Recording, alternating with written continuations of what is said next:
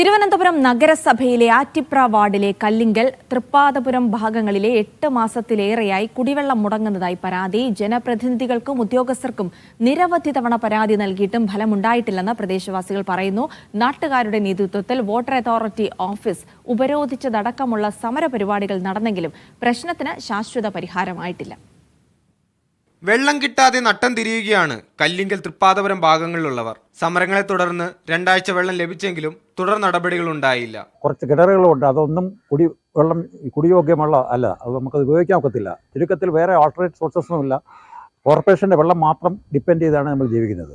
എല്ലാ ഫ്ലാറ്റുകളിലും വെള്ളമുണ്ട്. അപ്പോൾ വെള്ളം ഇല്ലാത്തതുകൊണ്ടല്ല, ഞങ്ങൾ സമരം ചെയ്തപ്പോൾ ഞങ്ങൾക്ക് ഒരാഴ്ച ഒരു ബുദ്ധിമുട്ടും ഇല്ലാതെ വെള്ളം തന്നു. അപ്പോൾ വെള്ളം ഇല്ലാത്തതുകൊണ്ടല്ല വെള്ളം കിട്ടാത്തത്, അവർ മനഃപൂർവ്വം വെള്ളം തരുന്നില്ല.